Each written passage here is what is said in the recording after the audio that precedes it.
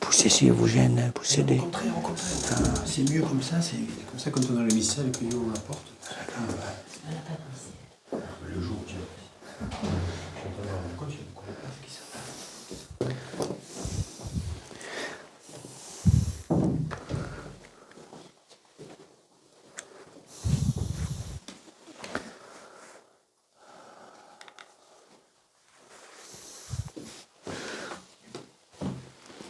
Au nom du Père, du Fils et du Saint-Esprit, ainsi soit-il. Venez, Esprit Saint, remplissez le cœur de vos fidèles et allumez en eux le feu de votre amour. Envoyez votre Esprit, Seigneur, je ferai une création nouvelle et vous renouvellerez la face de la terre. Prions.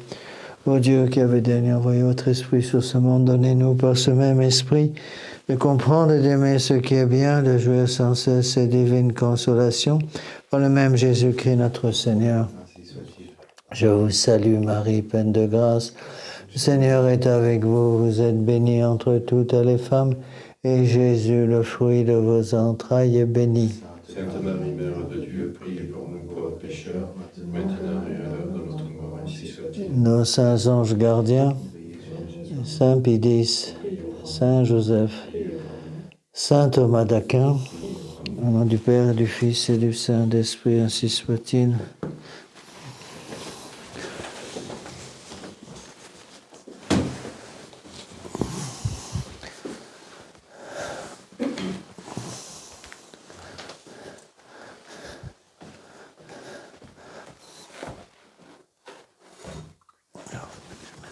Ça, je ramène.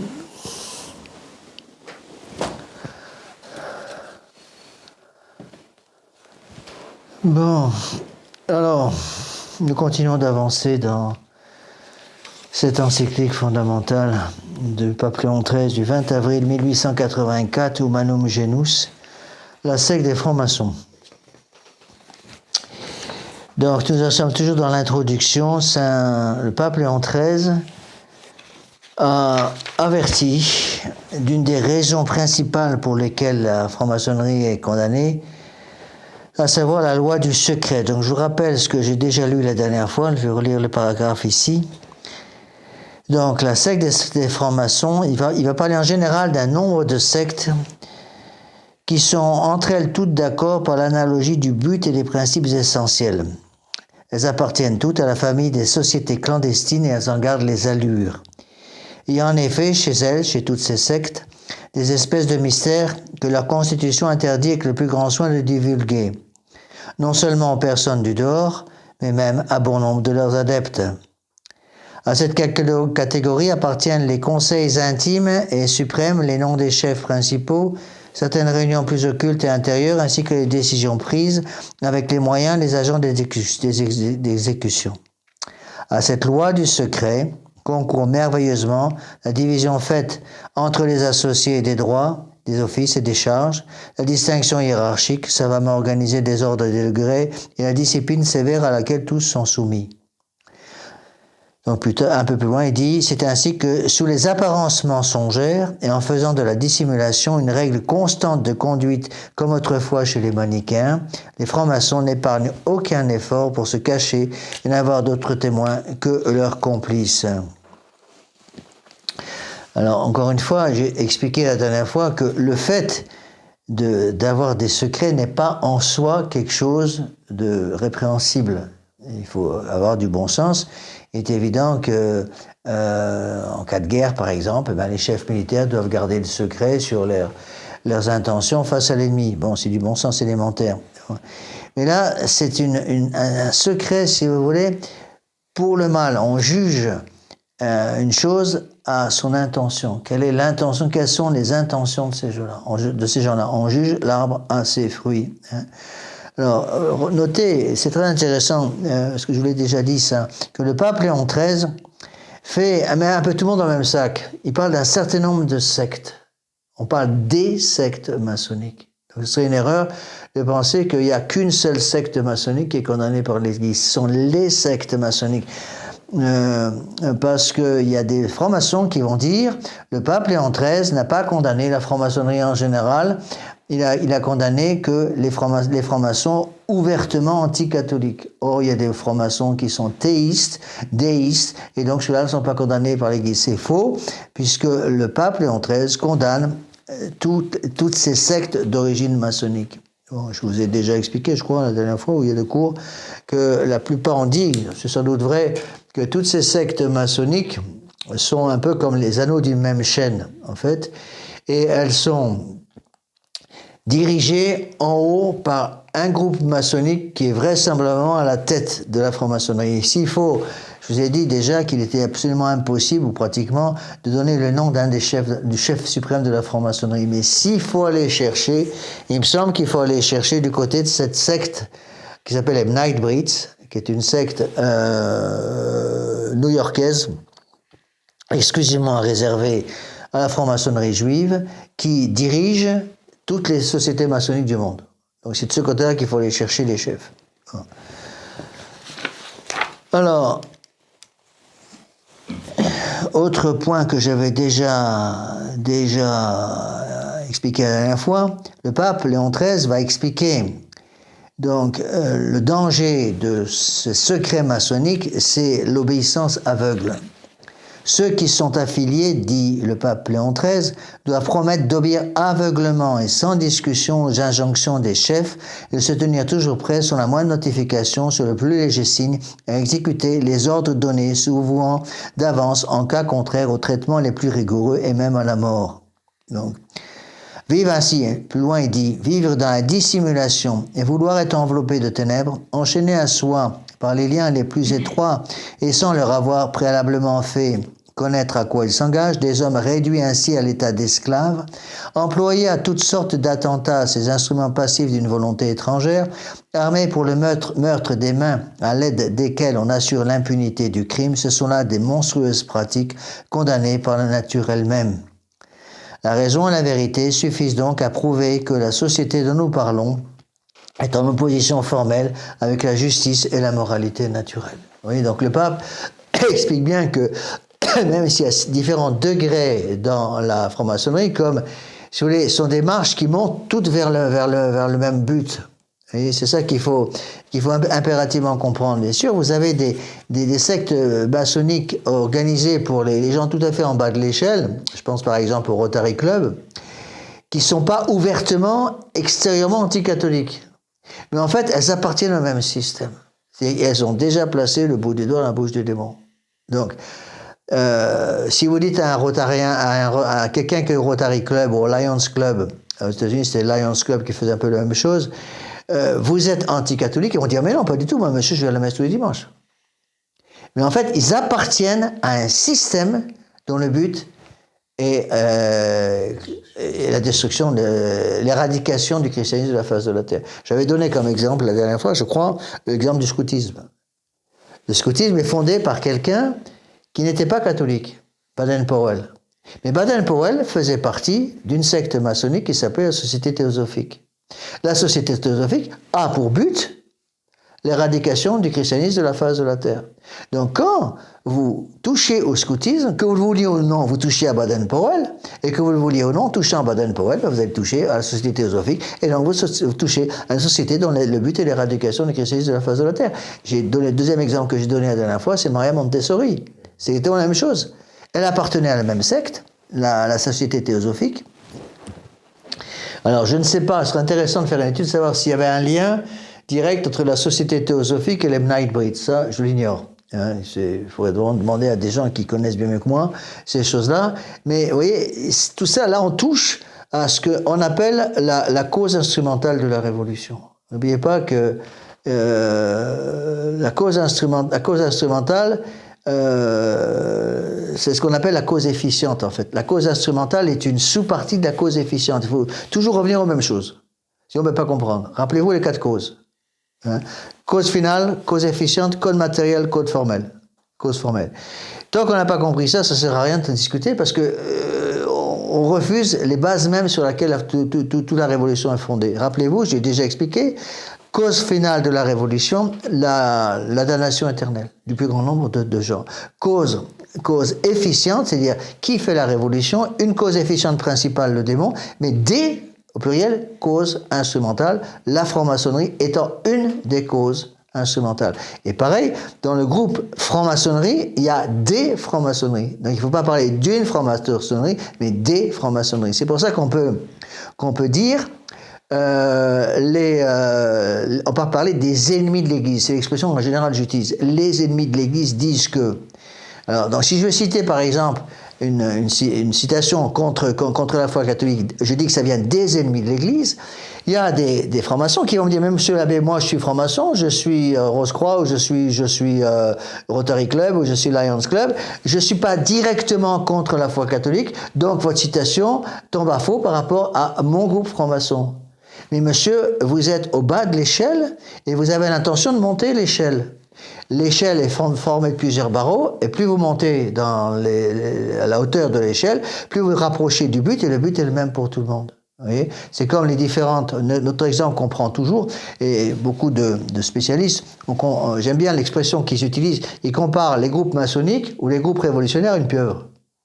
Une pieuvre a plusieurs tentacules, et les tentacules mènent tous au même cœur. C'est pour ça que ça sert absolument à rien de lutter pour tuer une pieuvre, de couper un des tentacules, parce qu'il va repousser, il y a les autres qui vont agir. Il faut aller au cœur. Là, c'est pareil. Pour détruire les ennemis de l'Église, il ne s'agit pas d'empêcher, par exemple, les Rotary Club. Vous perdez votre temps. Il faut aller au cœur. Le problème, c'est qu'il est très difficile de savoir où est le cœur. Et donc, pour comprendre ça un peu plus, c'est là où est le problème. Parce que pour comprendre davantage, il faut aller aux deux autres causes. Et c'est ça qui est compliqué parce que la plupart de nos fidèles refusent catégoriquement les deux causes internes. Il y a la cause matérielle, c'est-à-dire avec quelle matière la révolution travaille-t-elle? Et la révolution travaille toujours avec les mêmes choses. D'abord l'orgueil, toujours. L'ignorance et l'amour des nouveautés ou la curiosité. Et le point le plus important, c'est le dernier. Quelle est la cause formelle? C'est-à-dire, qu'est-ce qui va donner la forme de la révolution? Vous prenez un bout de bois pour faire une statue, tant que le sculpteur n'a pas donné une forme à ce bout de bois, il n'y a pas de statue. Donc la cause formelle de la révolution, c'est le principe démocratique de liberté, d'égalité, de fraternité. Ça veut dire quoi? Ça veut dire, c'est le principe qui dit que la vérité n'existe pas, parce que la vérité est soumise au nombre. Le nombre changeant tout le temps, donc il n'y a pas de vérité, puisque la vérité dépend du nombre. Tant qu'on n'a pas compris ça, on ne peut pas comprendre la révolution. Et beaucoup de gens ne veulent pas aller jusqu'au bout parce qu'ils ont peur des conséquences. Les conséquences sont énormes. Parce qu'une fois que j'ai compris que le processus démocratique amène toujours à la cause finale de la révolution, laquelle est la damnation éternelle, tant que vous n'avez pas compris ça, les gens se mettent dans une voie qu'ils considèrent comme une voie qui est sûre parce qu'elle ne mène pas directement. Il n'y a pas un panneau à l'entrée qui dit ici raccourci pour l'enfer. Non. Lorsque le démon vient frapper à votre porte, il n'est pas fou. Il ne va pas vous dire bonjour monsieur, bonjour madame, bonjour ma petite demoiselle, mon nom est Lucifer, je viens tout droit de l'enfer, est-ce que vous voulez venir crier avec moi en enfer? Il n'est pas fou. Qu'est-ce qu'il fait? Il prend une peau de brebis, il prend une petite voix bien douce et il ne va pas vous dire la vérité. C'est exactement ce qui se passe. Vous voyez? Et ça, c'est absolument fondamental. Et j'ai remarqué que c'est le point clé, parce que beaucoup de gens me disent « Non, monsieur l'abbé, vous êtes anti-démocrate, c'est tout. Et on peut très bien être démocrate et ne pas être ami de la révolution, c'est impossible. » Parce qu'à partir du moment où vous mettez le doigt dans l'engrenage, vous acceptez les conséquences de l'engrenage. Parce que quand une petite roue tourne, et bon, moi je suis une toute petite roue qui tourne dans ce sens-là, c'est tout. Oui, mais cette petite roue qui tourne, qui est toute petite, elle fait tourner une roue beaucoup plus grande qui tourne dans l'autre sens. C'est un exemple. Une roue qui tourne comme ça, qui entraîne un engrenage beaucoup plus important, qui fait tourner une roue dans l'autre sens. Et cette roue qui fait tourner dans l'autre sens, cet engrenage qui fait tourner le système dans l'autre sens, va entraîner une autre roue qui va aller dans le sens contraire. Vous voyez, rappelez-vous, la grande règle aussi, c'est une règle essentielle. Je ne vais pas revenir maintenant parce que j'ai déjà traité tout ça avant dans d'autres cours. C'est la règle du 2 moins 1 égale 1. La révolution travaille toujours de la même façon. 2 pas vers le processus révolutionnaire, 1 pas en arrière pour rassurer les imbéciles, et puis on attend un petit peu que tout le monde se calme, les gens ont arrêté de crier, hop, 2 pas en avant, et puis 1 pas en arrière. Regardez comment ça travaille avec Bergoglio, ça marche à tous les coups. D'accord ?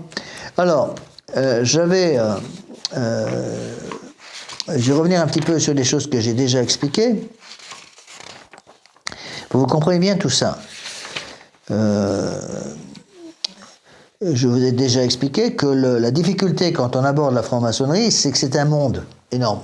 Et donc, c'est très difficile d'arriver à y voir un peu clair là-dedans, parce que ça tire dans tous les sens. Bon, c'est pour ça qu'il y a des points qui sont clés. Bon.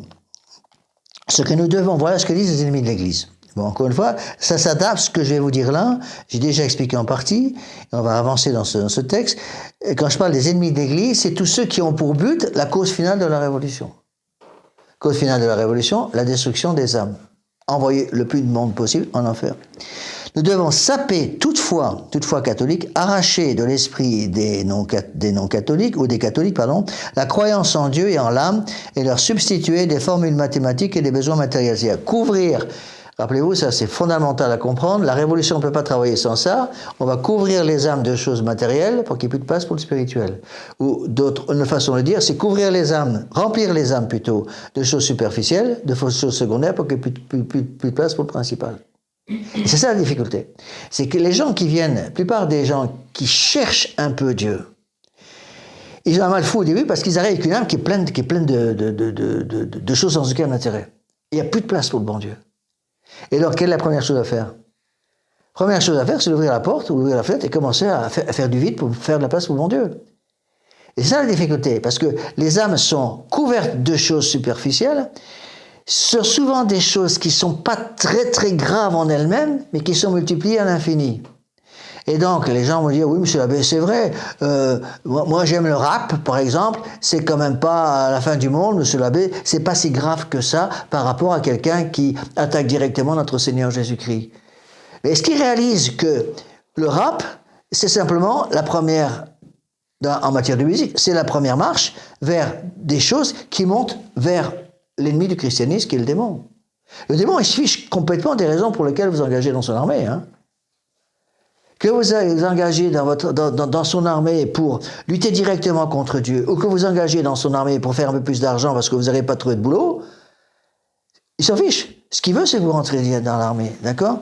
Donc, remplacer la croyance en Dieu, vider les âmes de contenu surnaturel, vider surtout les âmes ça c'est fondamental à comprendre, vider les âmes de l'amour de la prière. Amour de la prière, amour de l'étude, amour des sacrements. Le démon connaît très très bien ces choses-là. Il ne peut pas travailler sans couper les âmes des sacrements. Bon. Et donc, quand on a des jeunes comme ça qui viennent nous voir, qui cherchent quelque chose, ils se rendent bien compte qu'il manque quelque chose à leur vie, mais ils ont l'âme, on ne peut même pas rentrer dans leur âme, parce qu'il y a plein de choses sans importance là-dedans. Le plus dur, c'est commencer à dire, vous ouvrez la porte et vous allez me vider 3 mètres cubes de bêtises. Parce qu'on ne peut pas travailler comme ça. Ils ont mal fou. J'ai remarqué, par exemple, je vous donne un exemple. Imaginez un jeune qui a, je ne sais pas, un jeune homme qui a un amour désordonné pour le rap, par exemple. Pour reprendre l'exemple que je viens de donner. Ou le rock. Mais je parle surtout du rock moderne, vraiment anti-chrétien. Je dis, voilà, on va commencer par faire du vide. Vous allez prendre un carton. Et dans ce carton, vous allez mettre tous vos disques de rock, tous vos CD de rock, et poubelle. Commencez par ça. Déjà, ça fera un peu de place. Ils veulent pas. Ils peuvent pas. Les jeunes filles, c'est compliqué. La jeune fille, c'est la complication de la femme. La jeune fille, c'est la complication de l'homme. Bon. La jeune fille, prenez l'exemple avec une jeune fille. La jeune fille, ça sera un peu différent. Par exemple, elle va venir, et je vais vite me rendre compte en discutant avec elle que son problème, c'est sa façon de s'habiller. Et toujours habillé de façon provocante. Je dis, vous allez prendre un carton.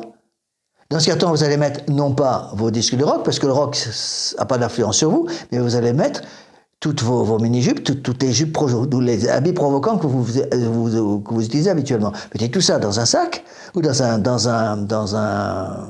un carton et à poubelle. Et très souvent, ils n'y arrivent pas. Vous voyez, donc il faut arriver à commencer par des petits trucs comme ça, qui sont en fait compte pas des petits trucs, hein, pour faire de la place et à ce moment-là laisser le bon Dieu travailler. D'accord ? Un autre point que j'ai déjà expliqué la dernière fois, qu'on va retrouver dans tous ces textes écrits par les francs-maçons, des amis des francs-maçons, ou ceux qui mènent les francs-maçons, les groupes francs-maçons, il est capital d'empêcher les catholiques de penser et d'observer. Rappelez-vous, donc première chose, saper la foi catholique, saper la croyance en Dieu, en leur substituant des besoins matériels. Découvrir des choses dont ils n'ont pas besoin pour qu'ils soient sûrs qu'ils n'ont pas le temps de rechercher des choses importantes. Deuxièmement, les empêcher de penser et d'observer. Pour ça, il faut les distraire. Distraire constamment les jeunes pour qu'ils n'aient pas le temps de penser. Vous voyez ? Et ça, c'est absolument important à comprendre. Exemple qu'on peut donner, pour les distraire, il faut les maintenir constamment dans le bruit. Le monde moderne, c'est comme ça. Le bruit constant. Vous allez dans un supermarché, vous allez dans une galerie marchande, il y a du bruit tout le temps. Donc la première chose à faire, c'est d'arriver à couper les gens de ce bruit constant. Et ça, c'est énorme. Et c'est très difficile à obtenir. Vous voyez ? Je me rappelle, par exemple, dans plusieurs cas, j'ai dû agir comme ça, avec des gens qui cherchaient un peu le bon Dieu. Je dis, bon, on va commencer par les débats au début. Vous êtes toujours scotché à votre téléphone portable. Vous allez passer une journée complète sans téléphone portable. Ils ne peuvent pas. Ils n'y arrivent pas. Vous voyez ? Ou, dans certains cas, je ne vais pas même prendre des exemples encore moins graves, je dirais, une personne, je me rends compte qu'il y a un gros problème, que le démon commence par pénétrer dans l'âme par la vanité. Je lui dis, vous allez passer une journée sans cosmétique.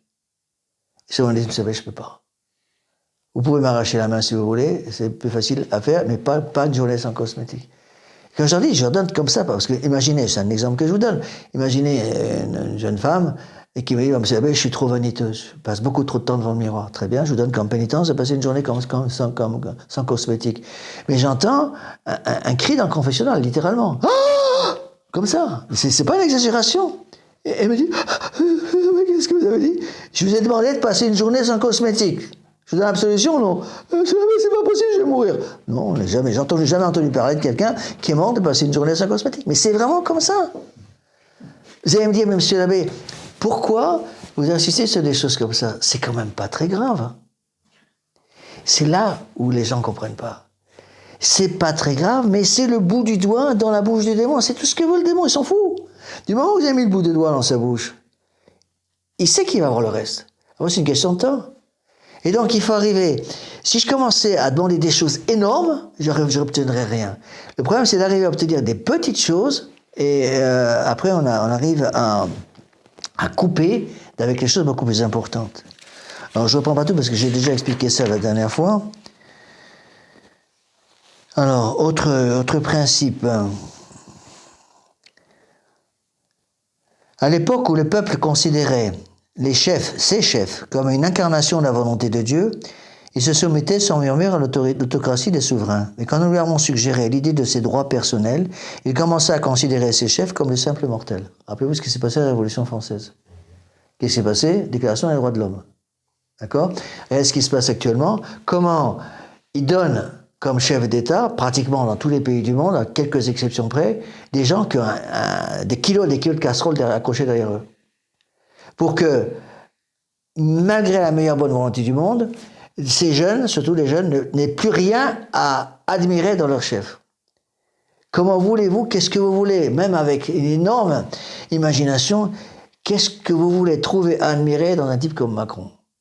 Il n'y a rien à admirer, on ne peut rien faire. Je ne dis pas que c'est un démon incarné, je dis qu'il n'y a rien à admirer dans ce type-là. Par contre, vous prenez des gars qui ont peut-être des tas de défauts, comme Orban, comme Trump, comme Poutine, qui ont des tas de limites, mais je peux comprendre qu'un Russe puisse avoir une admiration pour Poutine. Parce que c'est un tsar, c'est un chef, avec tous ses défauts, mais c'est un chef. Vous prenez un Trump, il a des tas de défauts, mais c'est un chef. Vous prenez Orban en Hongrie, c'est pareil. Vous voyez? Et ça, c'est capital à considérer. Donc, rappelez-vous que avant la Révolution, qu'est-ce qui protégeait les rois? C'est l'onction royale, hein. Et d'ailleurs, ce texte va le dire. L'onction sainte s'effaça du front des souverains, et quand nous eûmes enlevé au peuple sa croyance en Dieu, l'autorité fut jetée au ruisseau où elle tomba dans le domaine public et fut saisie par nous les ennemis de l'Église. Vous voyez, donc, détruire toutes ces choses pour ouvrir les portes pour que nous puissions, que les ennemis de l'Église puissent rentrer dans les âmes. Vous voyez? Donc, qu'est-ce que fait le démon? On ouvre la porte, on met le bon Dieu dehors, et vite, parce que la nature a horreur du vide, on va remplir ce vide de choses secondaires. L'important, c'est qu'il n'y ait plus de place pour le bon Dieu. Donc, le démon se fiche complètement de savoir comment vous remplissez. Mais l'important, c'est de remplir avec des choses secondaires. D'accord? Donc, nous sommes trop puissants. Aucun pays ne peut réaliser un accord particulier, même insignifiant, sans que nous y prenions part secrètement. On voit très bien comment toutes ces sectes maçonniques, et c'est pour ça qu'elles sont condamnées par l'Église, on voit très bien comment toutes ces sectes maçonniques ont pour but de contrôler complètement tous les politiciens de la Terre. Parce qu'on voit très bien comment les mêmes âneries qui commencent à être enseignées, par exemple, dans un pays, vont passer très rapidement les mers pour aller être enseignées aussi dans les autres pays. En général, ça commence par où? Ça commence par les universités californiennes. 9 fois sur 10. Prenez la culture woke. Où est-ce qu'a commencé la culture woke? La culture woke a commencé dans les universités californiennes. Après, c'est passé jusqu'à la côte est des États-Unis, les universités de New York. Après, ça a traversé l'Atlantique, c'est passé en Angleterre, puis ça passe en France. Et nous, les Français, on est super doués pour faire les mêmes erreurs, ou 50 ans avant tout le monde, 50 ans après tout le monde. Mais le démon se fiche complètement de savoir si vous avez fait les mêmes erreurs 50 ans avant, 50 ans après. Ce qu'il veut, c'est que vous fassiez les erreurs, c'est tout. Vous voyez? Alors, comment le démon travaille? Donc j'ai déjà expliqué. On enlève la croyance en Dieu et la croyance en l'âme. On remplace ça, on empêche les gens de penser et d'observer. On les pousse à se distraire. Et pour cela, pour les pousser à se distraire, qu'est-ce qu'on va utiliser comme moteur? Tous les organes du mécanisme gouvernemental sont unis au mouvement, sont mis en mouvement par le moteur que nous possédons, à savoir l'or, l'argent. Et donc c'est pour ça qu'on voit très bien comment toutes les sectes maçonniques sont en union avec les grands groupes financiers. On voit très bien par exemple comment des groupes comme Soros, comme Zuckerberg, comme des gens comme ça, sont des gens qui vont pratiquement tous être francs-maçons ou contrôlés par la franc-maçonnerie. Vous voyez? Pourquoi? Parce que par l'argent, ils contrôlent tout. Par l'argent, la plupart des gens modernes sont capables de vendre père et mère en esclaves pour de l'argent. C'est comme ça que ça se passe. D'accord? Le plus important problème de notre gouvernement maçonnique est donc d'affaiblir l'esprit public par la critique, de les déshabituer de penser, car la réflexion crée l'opposition, diluer la force de la pensée dans la vaine éloquence, mettre tout le monde sur le même niveau. Et donc ce que les francs-maçons craignent le plus, c'est quoi? Des gens qui pensent par eux-mêmes. Donc on fait un mur comme ça, aucune tête doit dépasser. Dès qu'il y a une tête qui dépasse, paf, ça coupe. Quelqu'un qui commence à penser par lui-même est complètement mort. Moi, je le vois très bien. Je l'ai vu encore aujourd'hui, c'est ahurissant. J'ai ma vieille maman qui est maintenant une petite maison de retraite tout proche d'ici. Bon, je vais la voir tous les jours parce que ça devenait trop difficile. J'ai trop peur qu'elle tombe dans la journée, que personne ne soit là pour s'en occuper. Donc, j'ai voulu qu'elle soit dans une maison de retraite où il y a une protection médicale. Je vois, quand je passe dans les couloirs pour aller la voir, elle est au fond d'un couloir, la plupart des portes des gens sont ouvertes. Et vous voyez toutes ces vieilles dames, c'est surtout les vieilles dames qui sont là, elles sont avachies comme ça devant la télévision, tout le temps. Avec la télévision à fond en plus parce qu'elles sont moitié sourdes. Vous voyez? Et on sent très bien que, je ne dis pas que l'organisation de l'EHPAD fait ça pour cette raison, mais dans la pratique, c'est ce qui se passe. C'est-à-dire que toujours le même bâtiment, montez, il en restera toujours quelque chose. Écoutez tout ce qu'on vous dit, et vous ne finirez pas le croire. À force de mentir à longueur de journée, les gens vont finir par croire que c'est pire mensonge. D'accord? Donc, ce qu'il faut, par-dessus tout, c'est entraver, décourager toute initiative individuelle qui pourrait entraver notre œuvre. Méfiez-vous, la franc-maçonnerie a une frousse bleue des gens qui pensent. Des gens qui pensent. Quelqu'un qui refuse d'avoir la télévision, ça c'est dangereux pour un franc-maçon. Quelqu'un qui refuse d'avoir une carte électorale, ça c'est dangereux pour la révolution. Quelqu'un qui vote, c'est qu'il n'a rien compris. Je m'excuse d'aller un peu fort, mais c'est exactement ça. Quelqu'un qui vote, il n'a rien compris. Je vous ai donné un exemple la dernière fois, il y a 2 fois, de cours de l'avortement. Vous êtes contre l'avortement? Très bien, monsieur, mais vous êtes parfaitement libre d'être contre l'avortement. Votez. Tout ce que je vous demande, c'est de voter. Allez mettre votre bout de papier dans l'urne. Mais je vais voter contre. Votez contre, c'est complètement égal. Vous votez contre. Les francs-maçons qui dirigent savent très bien que l'immense majorité des gens vont voter pour l'avortement. Donc ils fichent complètement s'il y a 10 papiers en plus contre l'avortement. Ce qu'ils veulent, c'est que vous rentriez dans le système. Par contre, si vous leur dites, ils viennent nous voir, il faut voter, hein? Il y a un référendum contre l'avortement, vous êtes catholique, donc vous allez voter contre, bien sûr. Non, monsieur. Comment non? Je n'ai pas de carte électorale, je m'en fous de votre système. J'ai rien à faire avec votre système. Au revoir, monsieur. Ça, c'est l'ennemi. Là, les francs-maçons ne peuvent pas supporter ça, parce que c'est la personne qui a compris qu'il y a un système qui est vicié depuis l'origine. Et j'ai remarqué que c'est extrêmement difficile de faire comprendre ça, même à des catholiques. Hein, à des catholiques. Pendant 1 an, j'ai été chez les Dominicains à Avrier. J'ai vécu la vie monastique avec eux. J'ai appris beaucoup de choses. Mais ça m'avait frappé, parce qu'à un moment, il y a eu des élections. La plupart des Dominicains ne votaient pas, mais il y en a qui votaient. Hein. Ça veut dire qu'il y avait des moines qui étaient prêtres, qui étaient moines depuis parfois 25 ou 30 ans, qui n'avaient toujours rien compris. Rien compris. Et ça, c'est grave. Vous voyez? Donc, ce qu'il faut, c'est décourager toute initiative individuelle qui pourrait, de quelque façon, entraver l'œuvre de la franc-maçonnerie. Vous voyez? Et conclusion, il n'y a rien de plus dangereux que l'initiative individuelle. Rien de pire que des gens qui pensent par eux-mêmes. Qui pensent par eux-mêmes. Vous voyez? Donc, on voit très bien que la télévision, mettez les gens devant le journal de 20h, tant qu'ils sont devant le journal de 20h, on n'a pas à s'inquiéter de ces gars-là, parce qu'ils regardent le journal de 20h tous les soirs. Ça va finir par rentrer. Par contre, le gars qui est en train de fumer sa pipe devant sa maison à 20h et de regarder le journal de 20h à la télévision, là, la franc-maçonnerie va te dire, attention, là, il y a un problème. Monsieur, vous devriez être devant votre télévision. Il faut vous distraire, voyons. Vous avez besoin de regarder le journal de 20h. Non, je préfère penser. Vous voyez? Et un texte aussi très intéressant. Nous devons diriger, nous les francs-maçons, ou les amis de l'Église en général, nous devons diriger l'éducation des sociétés catholiques, chrétiennes, de telle sorte que les bras leur tombent sans espoir toutes les fois qu'elles se trouveront devant une tâche demandant l'initiative individuelle. Pensez par eux-mêmes. Après, vous allez voir, il y a des diades de ces textes. Ouf, c'est un texte, là, je vous le lirai plus tard, mais je peux même vous le lire déjà maintenant, vous verrez comment ils ont travaillé. Ça, c'est les amis de l'Église qui travaillent, qui expliquent. Nous avons trompé, corrompu, abruti, démoralisé la jeunesse des catholiques en lui enseignant des principes et des théories que nous savons être faux, mais que nous avons nous-mêmes inspirés. C'est tout là-dedans. Absolument tout. Vous voyez? Et qu'on vienne pas me dire, mais monsieur l'abbé, là vous utilisez des textes qui sont sans doute pas écrits par les francs-maçons. C'est écrit par les ennemis de l'Église. C'est ça qui m'intéresse.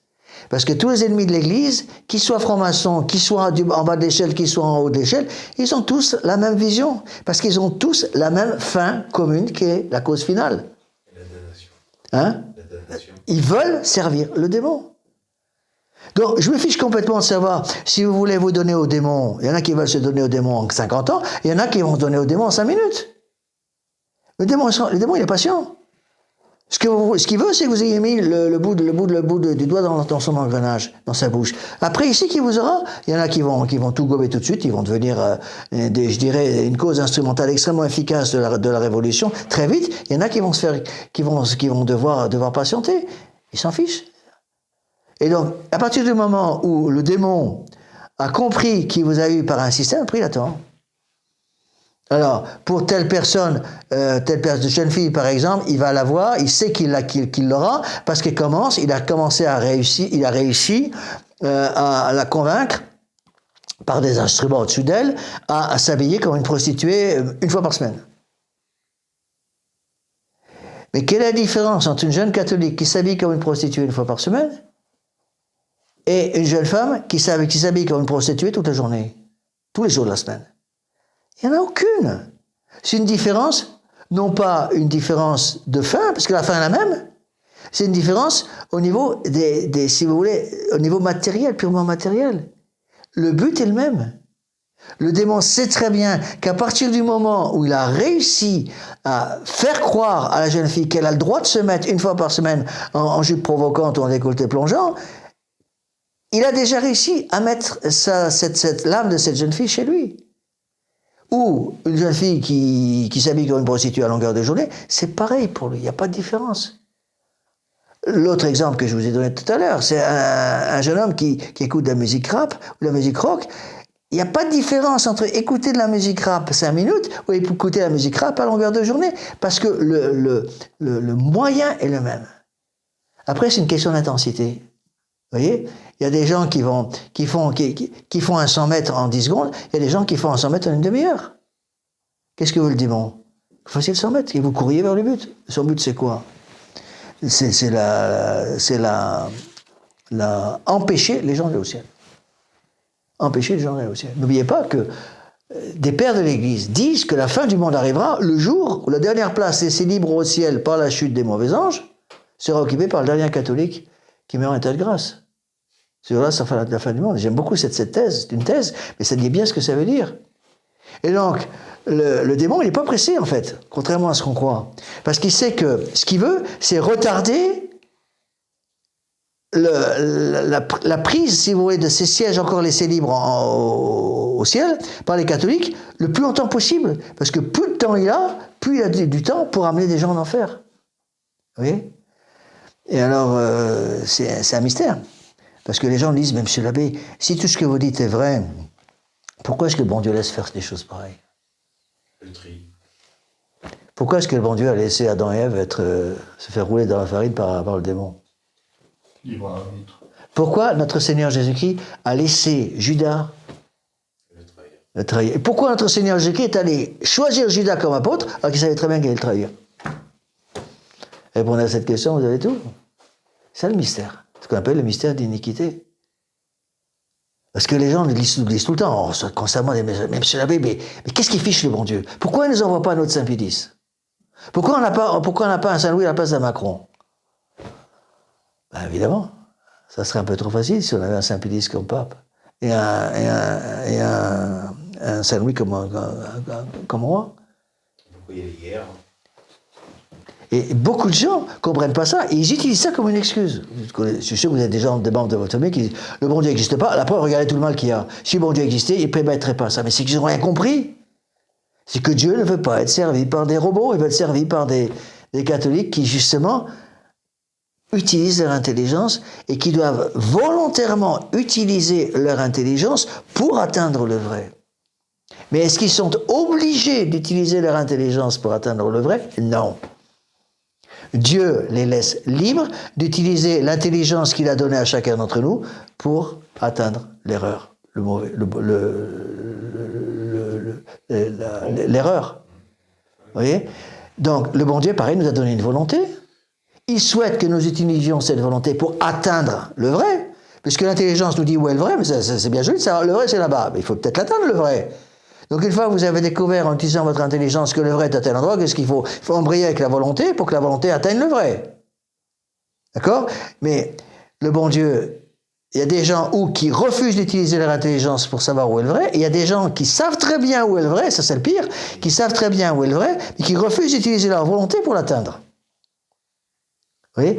Et donc, qu'est-ce que fait le démon? Donc le démon va travailler, ce qu'il veut, c'est avoir le contrôle de l'âme. Et comment le démon a-t-il le contrôle de l'âme? Par le péché. Vous voyez? C'est par le péché. Et ça, c'est tout le carême est là-dedans. Hein. C'est la magnifique collecte de dimanche prochain. Collecte de dimanche prochain. Allez me chercher, s'il vous plaît, là, le missel qui est sous le livre bleu. S'il vous plaît. Oui, un petit missel, oui. Parce que ça va être le sujet C'est le sujet du sermon dimanche prochain. C'est le dernier dimanche avant mercredi des cendres. Dimanche prochain, c'est la quinquagésime. Mais vous allez voir ce que dit la collecte. Dans votre bonté, Seigneur, exaucez nos prières, et après nous avoir délivrés des chaînes de nos péchés, gardez-nous de toute adversité. Donc, but du carême, délivrer les chaînes du péché. Rappelez-vous, ce qui a déjà été expliqué par notre Seigneur Jésus-Christ lui-même, c'était dimanche dernier, je crois, le semeur. La graine, qu'est-ce qu'il va faire le démon? Ce qu'il veut, c'est que la graine ne tombe pas dans le bon champ. Il y a plusieurs façons de procéder pour le démon. Il sait que telle graine est supposée donner 1%, 100 pour 1. Qu'est-ce qu'il fait le démon? Il va dire, t'es dans le bon champ, mais tu peux donner 60 pour 1, c'est déjà pas mal 60 pour 1. Par rapport à celui à côté qui est un andouille qui en donne que 30, quand même, t'es nettement supérieur à ce gars, tu peux donner 60. Donne 60, ça va très bien, le bon Dieu sera content. Mais si bon Dieu avait prévu que vous deviez donner 100 pour 1, 60 ça ne suffit pas. Et qu'est-ce qu'il va faire le démon? Le démon va souffler sur la graine en plus pour pouvoir l'embarquer, s'il peut, dans le caniveau à côté du chemin. Là, il y a les épines, et les épines, dit notre Seigneur, ça représente les richesses du monde qui piquent de tous côtés l'âme pour que l'âme ne puisse pas se développer vers le bon Dieu. La plante ne peut pas germer, peut germer, mais ne peut pas se développer parce qu'il y a les épines de partout. Vous voyez, c'est exactement ça, et c'est la raison de dimanche prochain. C'est-à-dire, le but du carême, c'est de délier les âmes du péché. Donc, à la base, si vous voulez, c'est ça qu'il faut impérativement arriver à comprendre. La révolution, en tant que haine formelle de tout ordre dans lequel l'homme n'est pas roi et Dieu tout ensemble, dit Monseigneur Gaume, la révolution, c'est d'abord quelque chose de surnaturel. Par sa cause finale. But, mettre les gens en enfer. Comme c'est quelque chose de surnaturel, il faut des moyens surnaturels pour lutter contre la révolution. Vous ne pouvez pas lutter contre la révolution avec des moyens naturels, c'est impossible. Et c'est ce que beaucoup de nos fidèles ne veulent pas comprendre. Vous voyez? Et ça, c'est fondamental à comprendre. Et toute la franc-maçonnerie travaille là-dessus, parce que ça, ils l'ont parfaitement compris. Hein. Donc, qu'est-ce que va faire la franc-maçonnerie? Ou les sociétés maçonniques? Ou les sociétés contre-révolutionnaires de tout poil? Qu'est-ce que va faire le démon? Le démon qui veut avoir une âme, qu'est-ce qu'il va faire? C'est sous couvert du bien, chaque fois. Et c'est plus que ça. Maintenir l'âme dans le péché grave. C'est tout. Une fois qu'il maintient l'âme dans le péché grave, ici, cette âme a la puissance de retrouver la grâce. Cette âme a la puissance d'aller se confesser et retrouver l'amitié du bon Dieu. Mais si je travaille bien comme démon, je vais empêcher cette puissance de passer à l'acte. Vous comprenez? Impossibilité de passer de la puissance à l'acte. Vous avez des gens qui savent qu'ils sont dans le péché mortel, qui vont rester dans le péché mortel pendant 40 ans, qui peuvent faire des choses extraordinaires à côté de ça, mais qui n'ont pas encore compris qu'il fallait d'abord qu'ils retrouvent l'état de grâce. Et donc, qu'est-ce que vous demande le démon? Vous n'allez pas vous confesser, c'est tout. Quel que soit le bien que vous fassiez. Il se fiche que vous allez nourrir tous les pauvres de la planète. Il se fiche complètement que vous fassiez énormément de bien pour ramener des tas de gens vers le bon Dieu. Moi, je connais des gens comme ça qui ramènent des tas de gens vers le bon Dieu, mais qui vivent tranquillement dans le péché mortel.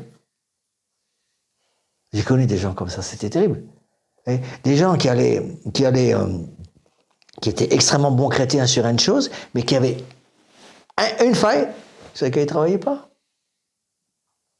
Une faille sur laquelle ils ne travaillaient pas. Moi, j'ai connu des gens comme ça qui étaient admirables, parce que par leur charité à l'égard des pauvres, charité dans la paroisse pour aider le prêtre, etc.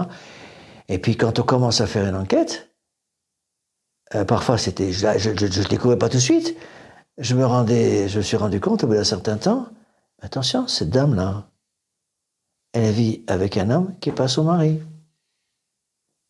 Elle ne me l'avait jamais dit.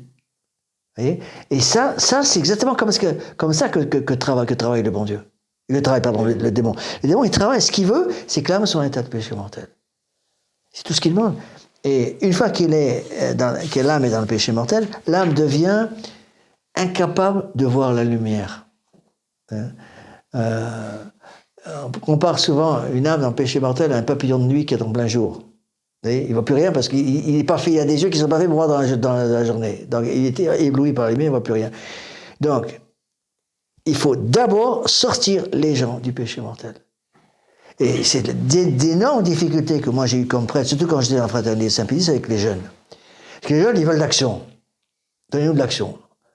Allez, voilà, casser du bol chaud, c'était leur formule. On va casser du bol chaud. Casser du bol chaud, c'est aller casser, se battre avec les communistes et faire des campagnes d'affichage pour le Front National. Bon, c'était leur truc.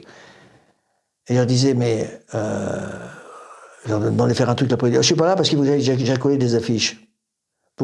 J'ai collé des affiches pour le Front National, c'est une bonne chose, monsieur l'abbé. Je dis, oui, j'ai une question à vous poser. Votre dernière bonne confession, date de quand? Monsieur l'abbé, il faut que j'y aille parce que j'ai des affiches à coller. Votre dernière bonne confession, date de quand?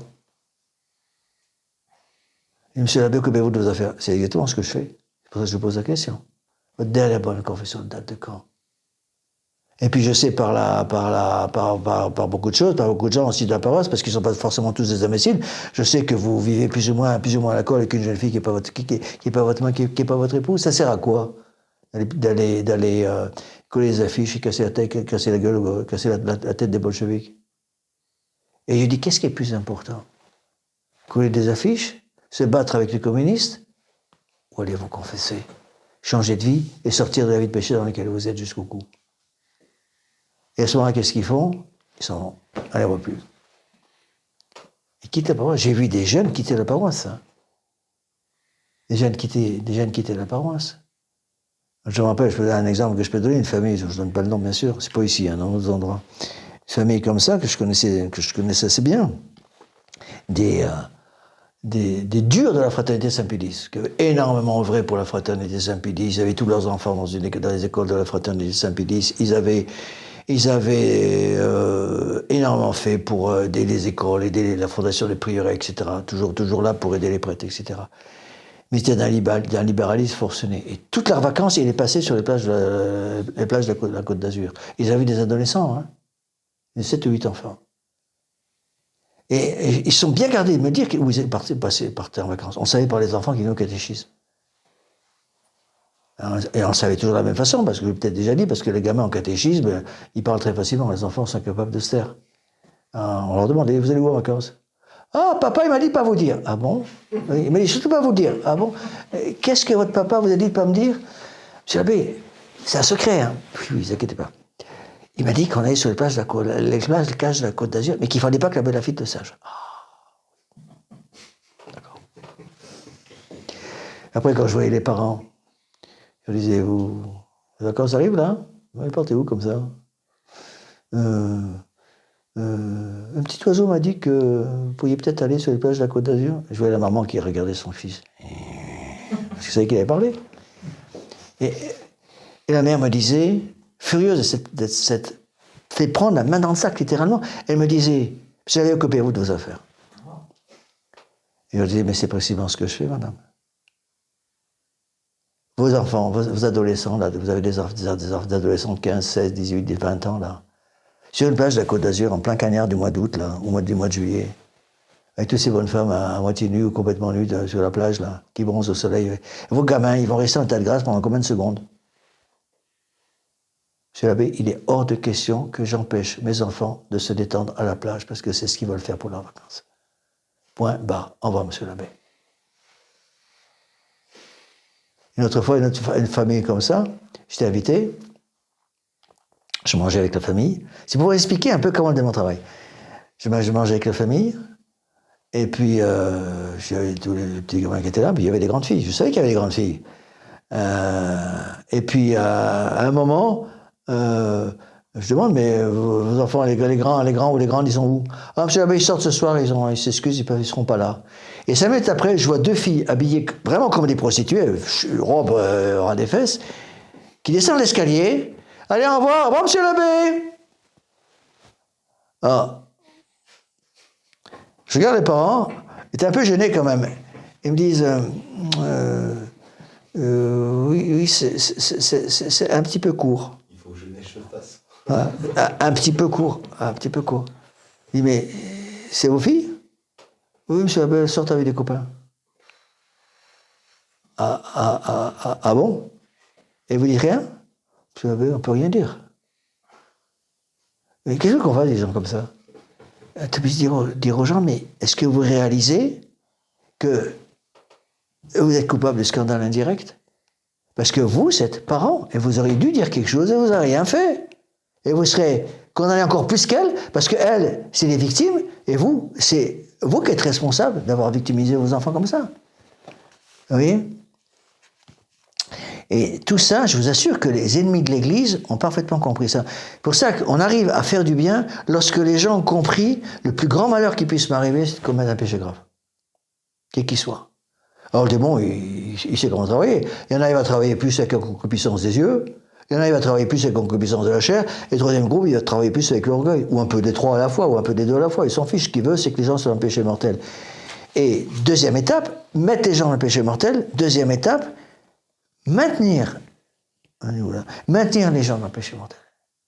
Parce que c'est une chose de mettre comme quelqu'un dans le péché mortel, et c'est là nous on le voit tout de suite. C'est pour ça qu'une première question que pose toujours le prêtre confessionnal, c'est de dire quand date votre dernière confession.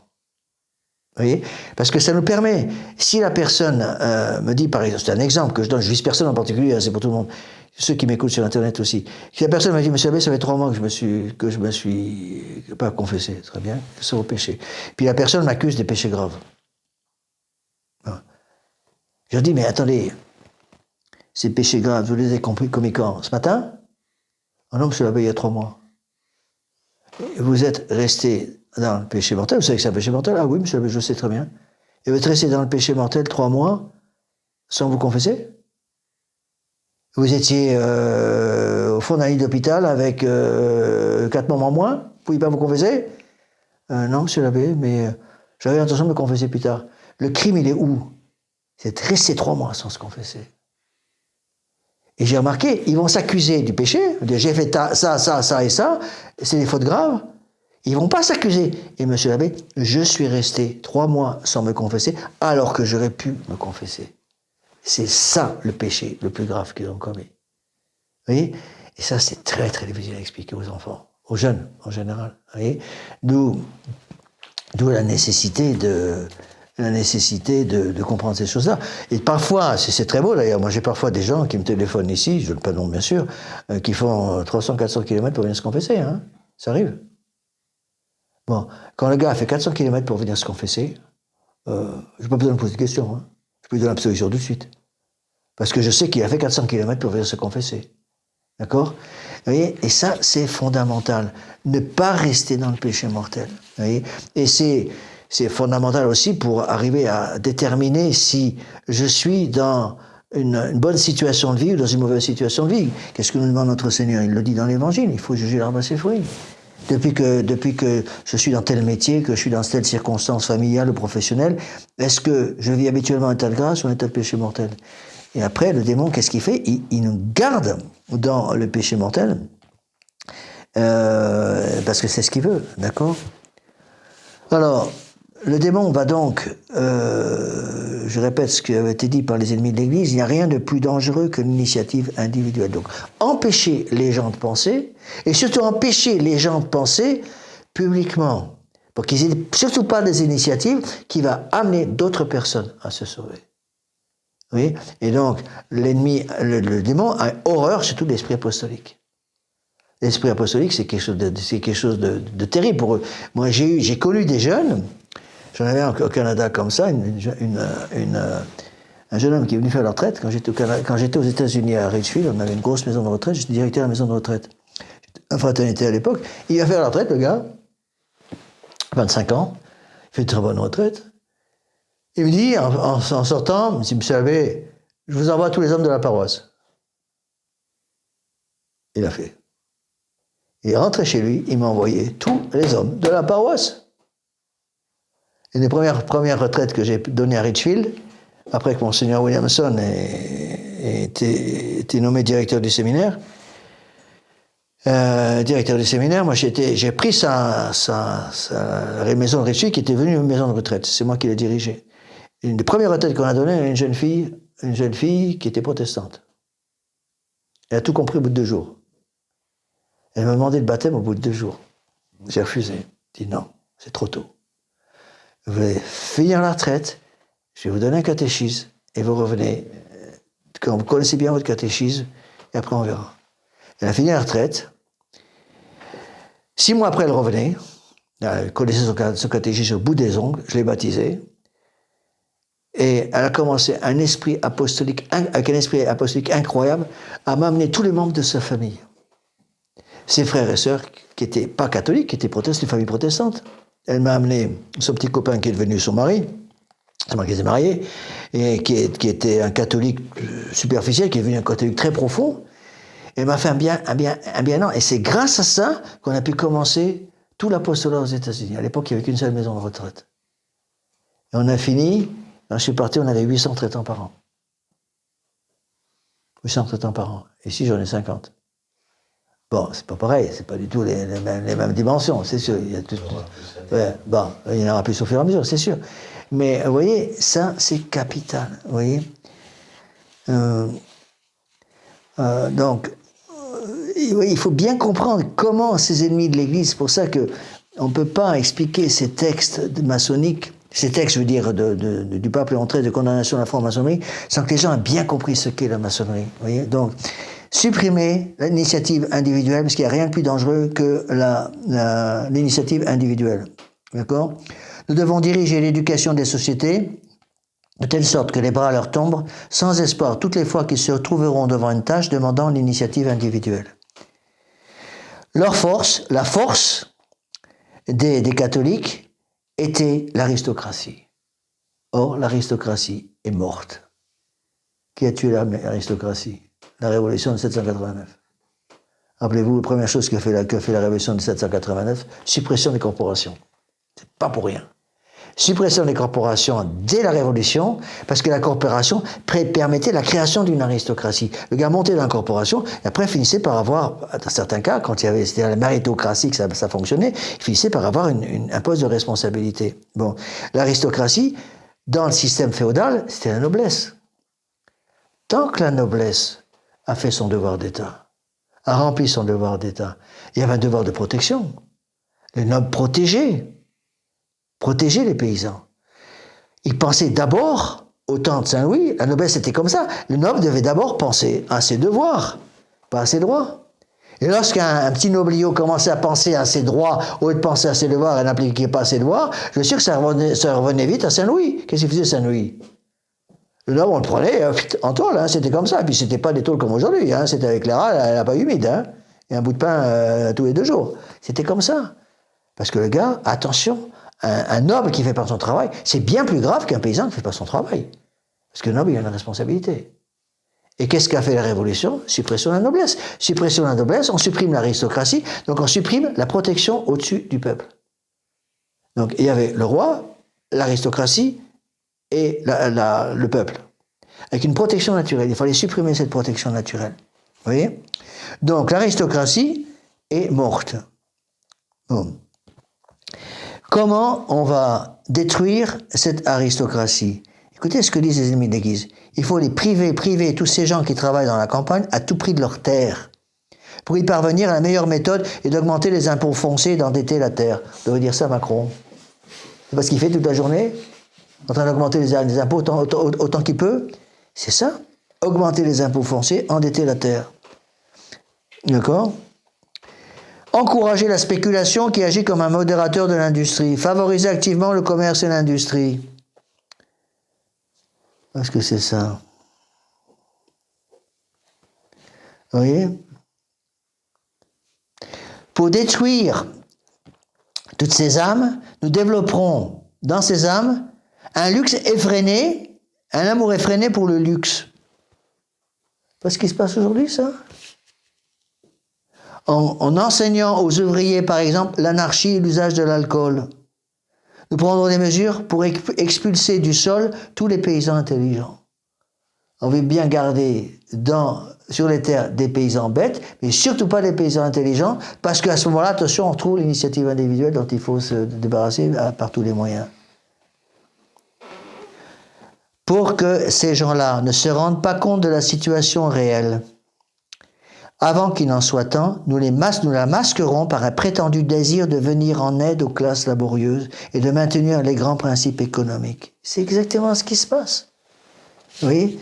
Et n'oubliez pas que toute la politique mondiale, pratiquement toute, est contrôlée par la franc-maçonnerie. Alors, moi, je me fiche complètement. Parfois, les gens me posent la question, Monsieur l'abbé, Zuckerberg et Soros, ils sont francs-maçons, non. Je m'en fiche qu'ils soient francs-maçons, non. Ce qui est sûr, c'est qu'ils font jouer la franc-maçonnerie. C'est tout ce qu'on veut. Et vous voyez, et c'est là où quelqu'un comme Poutine, quelqu'un comme Orban, quelqu'un comme Trump, avec tous les défauts qu'ils ont, Orban n'est même pas catholique, c'est un protestant, c'est des coups de pied dans la fourmilière. Des coups de pied dans la fourmilière qui aident certaines personnes à réagir dans le bon sens. Vous voyez ?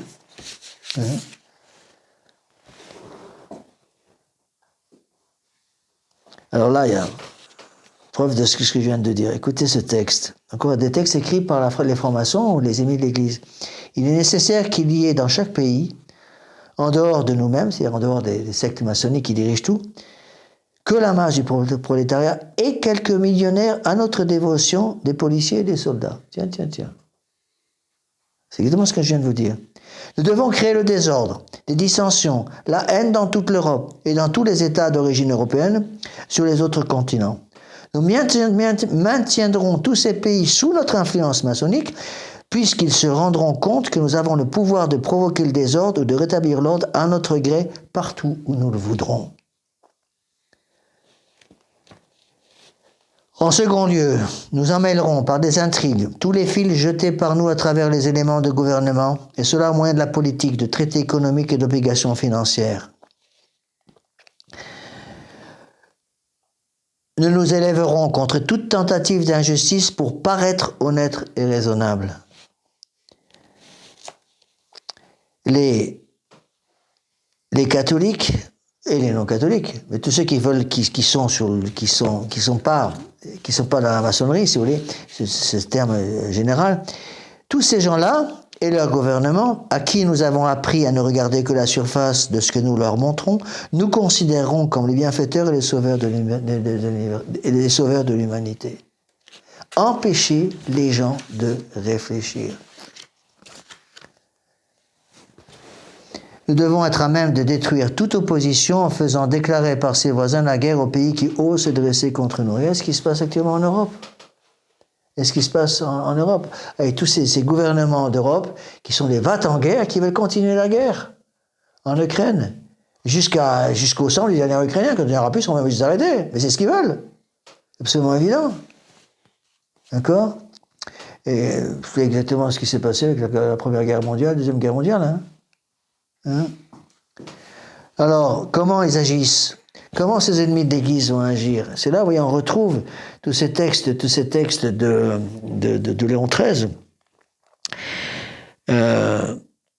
Il faut manipuler l'opinion publique, laquelle est en réalité organisée en secret par nous-mêmes à l'aide de ce grand pouvoir qui s'appelle la presse. Les journaux, d'ailleurs, à quelques exceptions insignifiantes près, sont déjà entièrement entre nos mains. Les francs-maçons qui disent ça. Bon, à l'époque, ils parlaient des journaux. Aujourd'hui, c'est les médias en général. C'est la télévision, c'est Internet, c'est tous ces trucs-là. Ils contrôlent tout, pratiquement tout. Et c'est ce qu'ils veulent. D'accord ? Donc, il est absolument impossible.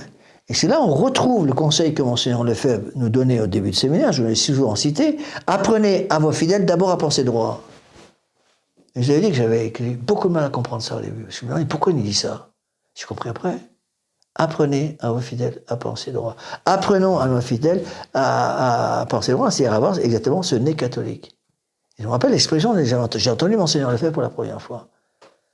Apprenez aux gens à penser. Apprenez aux gens à penser par eux-mêmes, se sortir, si vous voulez, du marais dans lequel ils sont engloutis jusqu'au cou. La pensée commune. Voilà, c'est ça. Et ça, c'est très, très, très, très, très, très difficile. Vous voyez ? Il faut vraiment que nos fidèles puissent arriver à dire, vous voyez, on a parfois encore des gens qui ne connaissent pas, qui nous disent, vous savez, ça doit être vrai. Pourquoi ? La télévision le dit. Vous voyez, il faut que nos catholiques, au moins nos fidèles, aient les réflexes. Ça doit être faux. Pourquoi ? Parce que la télévision le dit. La télévision le dit, donc ça doit être faux. Vous voyez, il faut se protéger. Et donc, accepter de... Je ne vous dis pas qu'il ne faut pas chercher à se renseigner, mais aller chercher justement les réseaux d'information qui ne sont pas officiels, qui sont libres de parler. Comment voulez-vous qu'un réseau, une chaîne de télévision, deux chaînes d'Internet, qui est sous le contrôle complet, par exemple, d'un Soros ou d'un Zuckerberg, pour nommer ces deux-là, parce que c'est peut-être les deux plus importants, comment voulez-vous qu'ils fassent quelque chose? Ils sont eux-mêmes, les journalistes qui travaillent pour ces chaînes qui sont contrôlées par ces grands milliardaires, sont des prostituées de l'information. Et puis, la phrase n'est pas de moi, mais c'est exactement ça. Ils sont les prostituées de l'information. Et donc, c'est pour ça que ces ennemis de l'Église disent bien, les journaux sont déjà presque entièrement entre nos mains. Et c'est ça qu'il faut comprendre. À ce moment, ça nous aide à réaliser pourquoi le pape Léon XIII dit attention, vous avez devant vous des gens qui vont vous demander d'obéir aveuglement et qui vous ont réduit à l'état d'esclave. D'accord? Et donc, ces sectes maçonniques sont en opposition formelle avec la justice et la moralité naturelle. C'est exactement ça. Donc, les gens sont devenus esclaves complètement de ces moyens d'information. Ils n'arrivent plus à sortir de ça. Moi, je me rends compte maintenant de plus en plus qu'il faut impérativement que nos jeunes se sortent des réseaux sociaux.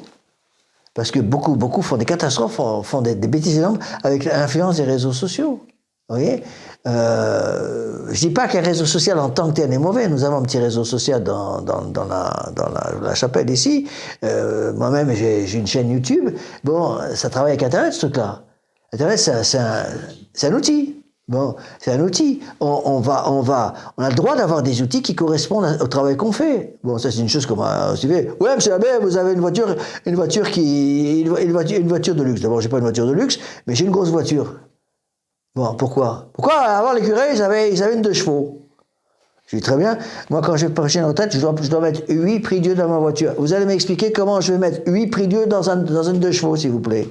Et si vous arrivez à me mettre 8 prie-dieu dans une 2 chevaux, j'accepte de changer ma voiture contre une 2 chevaux. Ils peuvent pas.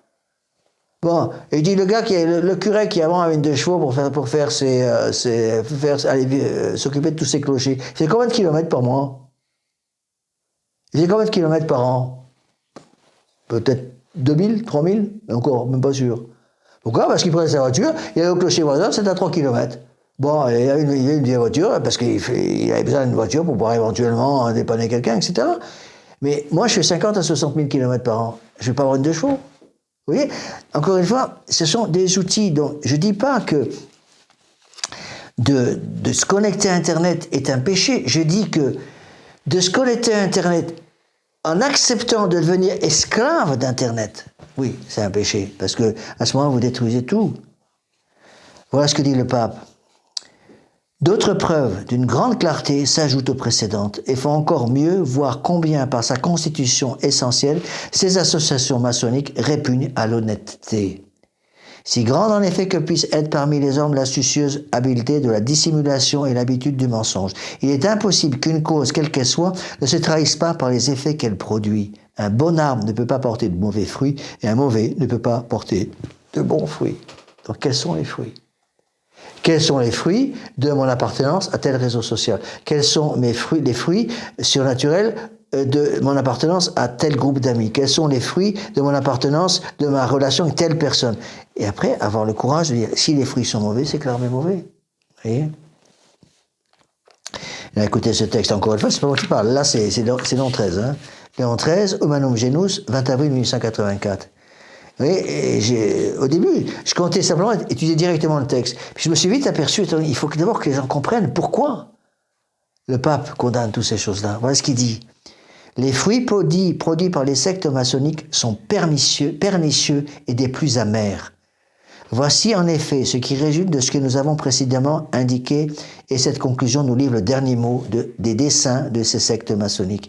Il s'agit pour les francs-maçons, et tous leurs efforts tendent à ce but, il s'agit de détruire de fond en comble toute la discipline religieuse et sociale qui est née des institutions chrétiennes et de lui en substituer une nouvelle façonnée à leurs idées et dont les principes fondamentaux et les lois sont empruntés au naturalisme. Détruire la société chrétienne pour la remplacer par une société matérialiste. Détruire l'Église de Vatican II, l'Église catholique, et la remplacer par l'Église de Vatican II. C'est exactement ce que fait Bergoglio. Vous voyez? Hein? Donc, remplacer les droits de Dieu par les droits de l'homme. Haine formelle de tout ordre dans lequel l'homme n'est pas reconnu comme roi et Dieu tout ensemble. C'est comment qu'il dit. Donc, le but de la franc-maçonnerie, le pape est en très attention. Et là, il parle infailliblement. Hein. Le pape infailliblement enseigne que le but des sociétés maçonniques est de détruire de fond en comble toute la discipline religieuse et sociale née des institutions chrétiennes et pour lui en substituer une nouvelle, façonnée à leurs idées et dont les principes fondamentaux et les lois sont empruntés au naturalisme. On voit très bien que la discipline religieuse et sociale, c'est la discipline fondée sur la corporation, c'est la discipline du Moyen-Âge. Quelle est cette nouvelle institution façonnée avec l'idée maçonnique? C'est la révolution de 1789 et tout ce qui va suivre. C'est pour ça que qu'est-ce qui a commencé par faire la révolution? La révolution va supprimer les corporations et deuxièmement, qu'est-ce qu'elle fait? Elle coupe la tête de Louis XVI. Et j'aime beaucoup, je ne sais plus quel est le philosophe chrétien qui a dit « En coupant la tête de Louis XVI, la Révolution a coupé la tête de tous les chefs de famille. » Et c'est très, très, très, très bien pensé, c'est exactement ça. En coupant la tête de Louis XVI, en détruisant le principe de la noblesse, la Révolution a détruit complètement le principe d'autorité. Si le principe d'autorité est détruit, qu'est-ce qui est détruit? L'obéissance. S'il n'y a plus d'obéissance dans une société, c'est l'anarchie la plus complète. Et c'est ce qui s'est passé. Regardez la Révolution française, c'est une anarchie totale. Bon, Napoléon est arrivé à remettre un peu d'ordre là-dedans, et il a dû vite compris qu'il ne pourrait pas remettre d'ordre en France sans remettre une paix religieuse. Donc il a fait la paix artificiellement avec Rome, en roulant le pape d'ailleurs dans la farine. Parce que c'était un bandit Napoléon, mais même ce bandit de Napoléon avait compris qu'on ne pourrait pas faire la paix sans le pape et sans l'Église catholique. Bon, ça ne l'a pas empêché de rouler complètement Picette traîner Picette dans la farine. Hein? C'est un franc-maçon. Oui, d'accord. Mais vous voyez, ça c'est absolument fondamental. La franc-maçonnerie veut donc transformer les droits de Dieu, détruire les droits de Dieu et les remplacer par les droits de l'homme. Donc on enlève la déclaration des droits de Dieu, c'est-à-dire les 10 commandements, et on remplace ça par la déclaration des droits de l'homme. Donc, est-ce qu'il est possible, question, est-ce qu'il est possible de lutter contre les droits de l'homme sans réinstituer la déclaration des droits de Dieu? C'est impossible. Est-ce qu'il est possible, on peut même aller beaucoup plus loin, est-ce qu'il est possible pour un catholique de lutter contre la révolution s'il vit un tas de péchés mortels de façon habituelle? C'est impossible. Parce que le démon, il a qu'à rire, il va rigoler. Vous pouvez faire des tas de choses très bien. Vous pouvez être le meilleur prédicateur du coin, vous pouvez faire un travail extraordinaire pour les pauvres, vous pouvez être péché mortel, c'est tout ce que demande le démon. Vous pouvez faire tout ce que vous voulez. Et notre expression que j'aime bien, le démon, je ne sais plus qui a dit ça, c'est bien Monseigneur Gaume, le démon, pour avoir un diamant, est prêt à donner quelques saphirs. C'est-à-dire, il peut laisser faire des choses qui apparemment sont bonnes. Vous avez des catholiques de tradition qui vont faire tout un apostolat pour emmener les gens à la messe traditionnelle. Très bien. Mais si le gars vit par un état de grâce, ça lui sert à quoi? Le jour où il va apparaître devant Dieu, qu'il va être jugé par le bon Dieu, parce que tout le monde va mourir et tout le monde va être jugé par Dieu, qu'est-ce qu'il va dire? Ah, mais j'ai appelé 150 personnes à la messe traditionnelle. Ah oui, d'accord, mais tu vis un tel péché mortel. Vous voyez? Il y a cet exemple je crois que c'est dans Saint Grégoire le Grand. Saint Grégoire le Grand il raconte cette histoire justement d'un moine qui était devenu un jeune homme qui était devenu moine, qui était un modèle dans la communauté, un modèle de régularité, un modèle de prière, etc. Et tous les membres de la communauté étaient persuadés que c'était un saint. Et il est mort, en odeur de sainteté, et il y a un grand enterrement pour lui. Et au milieu de la cérémonie d'enterrement, le mort, à l'époque, ils enterraient les morts, ils mettaient les morts directement sur les dalles devant l'autel, avec un drap noir sur le corps, c'est tout. Le mort s'est adressé et a dit « Priez pas pour moi, je suis en enfer ». Et à ce moment-là, il a été révélé, au plus des détails de l'histoire, qu'en fait, ce jeune homme était rentré dans la vie religieuse parce qu'il avait commis comme adolescent, comme jeune adulte, un péché très grave. Et il n'avait jamais pu l'accuser au confessionnal. Jamais, jamais, jamais. Il s'était confessé pendant des années et des années. Il n'a jamais pu accuser ce péché. Et le démon l'a roulé dans la farine en lui disant, tu n'es pas obligé d'accuser ce péché. Rentre dans un ordre religieux sévère et fais pénitence. Et sanctifie-toi par la pénitence. Et le démon l'a poussé à rentrer dans un ordre religieux, à rite sévère, faire des pénitences incroyables, d'être un modèle de régularité en matière de prière, en toutes les matières. Il n'a jamais avoué son péché. Il y a un autre exemple dans la vie de saint Alphonse de Liguori. Saint Alphonse de Liguori, une fois confessé c'est le patron des confesseurs. Hein. Contrairement à ce qu'on croit, le patron des confesseurs, c'est pas Saint Curé d'Ars, mais Saint Alphonse de Liguori. Saint Curé d'Ars, c'est patron des curés. Patron des confesseurs, c'est Saint Alphonse de Liguori, fondateur des Rédemptoristes. Il confessait, et une fois il confesse un gros pécheur. Il s'était pas confessé depuis très longtemps. Et à chaque fois que le pécheur qui fait une grande confession générale faisait une confession générale, accusait un péché grave, Saint Alphonse de Liguori voyait un serpent sortir de la bouche de cette personne qui se confessait et tomber par terre. Et puis il accusait un autre péché, il voyait encore un autre serpent qui sortait de la bouche, qui tombait par terre. Il y a je ne sais pas combien de serpents qui sont sortis comme ça. Et puis à un moment, il explique, il a vu un énorme serpent, encore plus gros que les autres, qui a commencé à sortir de la bouche de cette personne, qui s'est dandiné à droite et à gauche, mais qui est resté, il a sorti sa tête, mais la queue est restée dans la bouche du gars. Et puis, il s'est dandiné comme ça pendant un certain temps, puis il est rentré de nouveau dans le gars, et à ce moment-là, tous les serpents qui étaient tombés par terre sont revenus.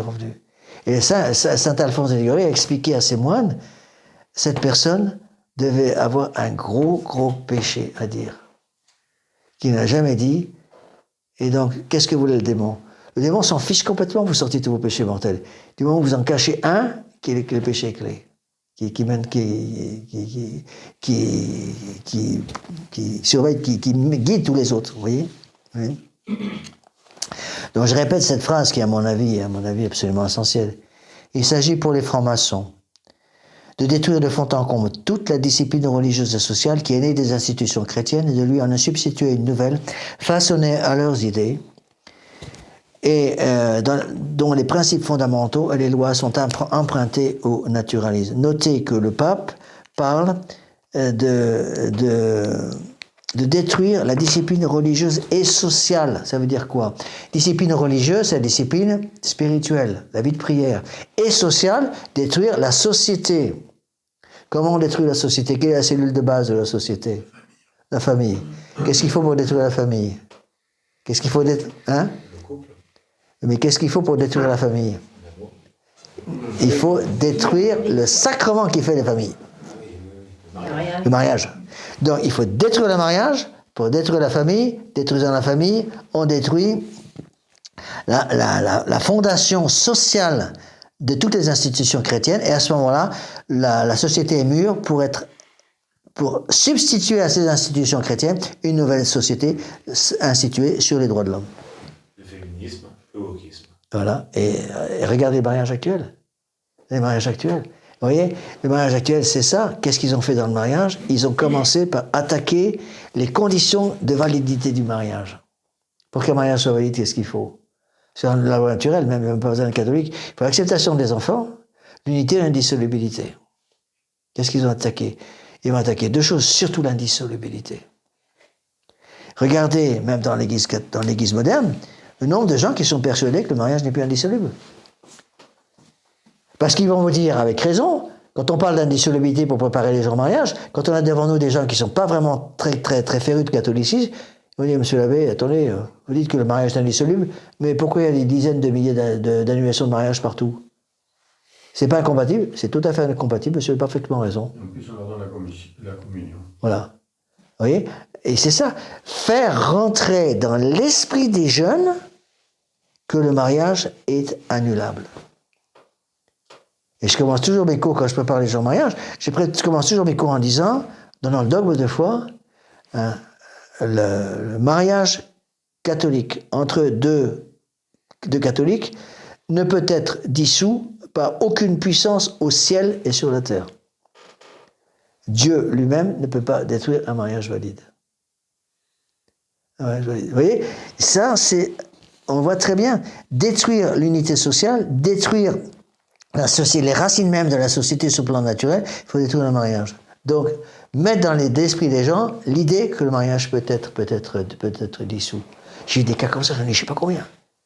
Je ne sais pas combien. Des gens qui ont ouvert les yeux à ce moment-là, qui sont allés voir leur curé, parce que ils commençaient à s'envoyer des assiettes à la figure, bon, ça s'appelait des noms d'oiseaux, pas très gentils, puis voir leur curé, ils disent, écoutez, j'ai failli étrangler ma femme, j'ai failli étrangler mon mari, et puis on fait quoi? Les curés, maintenant, pratiquement, je dis pas tous, mais presque tous, vont regarder les gens en disant, mais me demandez une annulation, puis c'est tout.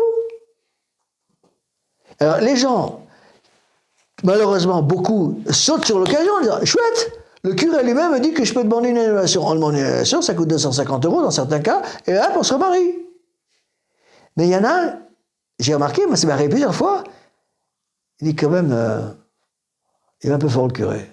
On va aller voir un autre curé. Et puis, parfois, ils vont voir plusieurs curés qui leur disent tous la même chose. Puis ils se disent, j'ai eu des cas comme ça, mais vraiment, c'est le bon Dieu travaille. Il paraît qu'il y a une partie traditionnelle là. Moi, j'ai vu des gars comme ça débarquer dans mon bureau, qui m'expliquent le même truc. Vous savez qu'est-ce qu'il faut faire? Et je recite, un mariage catholique ratifié et consommé entre deux catholiques ne peut être dissous par aucune puissance au ciel et sur la terre.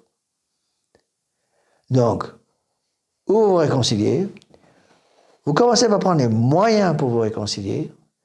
Dans certains cas, il peut y avoir des séparations, vous ne pourrez jamais vous marier. Je regarde droit dans les yeux et dis, on va commencer par les points de base. De quand date votre dernière bonne confession? Et je leur pose toujours la même question. Vous êtes marié à combien de temps, monsieur l'abbé? Ça fait, je sais pas, 15 ans, 20 ans qu'on est mariés. Vous êtes marié dans l'église moderne? Oui, monsieur l'abbé. Le jour où vous êtes marié, dans les préparations au mariage, monsieur l'abbé, on n'a pas eu de préparation au mariage. Bon. Avant votre mariage, est-ce que le curé qui vous a marié vous a poussé à faire une bonne confession avant le mariage? Monsieur l'abbé, pensez-vous? Il a dit, n'oubliez pas mon chèque, c'est tout ce qu'il a dit. N'oubliez pas mon chèque, il n'a jamais parlé de confession. Donc les gars se sont mariés sans être en état de grâce. Le sacrement de mariage est un sacrement des vivants, c'est-à-dire un sacrement qu'on peut recevoir qu'en état de grâce. Vous voyez? Et qu'est-ce qu'il faut faire dans ces cas-là? C'est tout simple. On dit aux gens, écoutez, vous allez commencer par préparer une bonne confession générale. En général, ça suffit pour mettre de l'huile dans les rouages et ça va arrêter de couiner et de coincer. Je leur donne le papier de préparation à une confession générale que j'utilise pour les retraites. Ils préparent une bonne confession générale. Ils viennent faire une bonne confession générale tous les deux. Et 9 fois sur 10, ça règle tous les problèmes. Pourquoi? Parce qu'ils se sont mariés sans la grâce du sacrement de mariage, sans la grâce sacramentale du mariage. Il manque une grâce essentielle. Et à ce moment-là, ils ne peuvent pas arriver à tenir le coup. C'est impossible.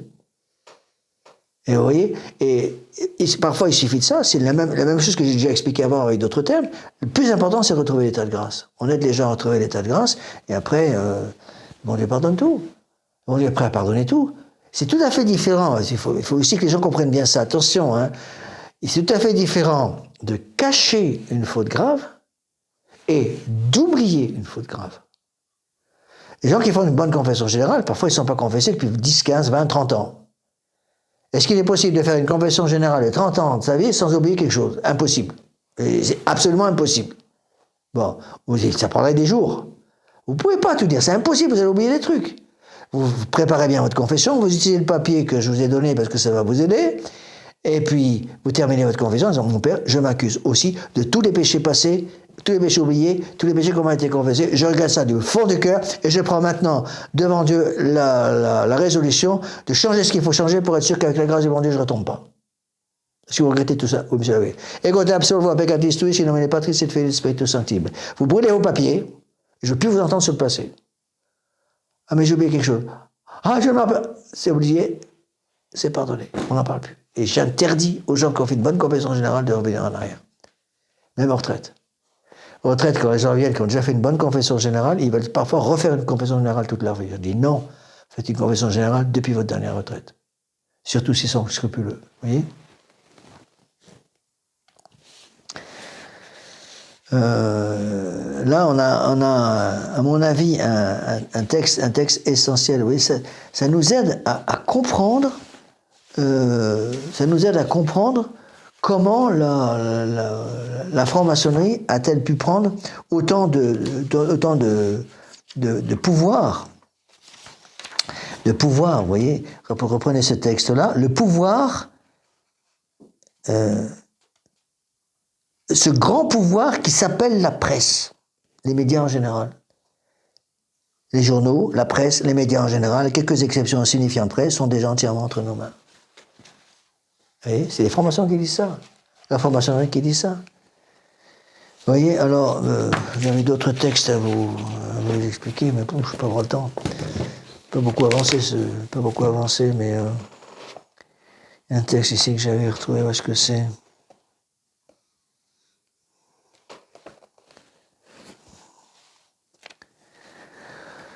Ça, c'est un texte de... Attends, c'est de qui, ça?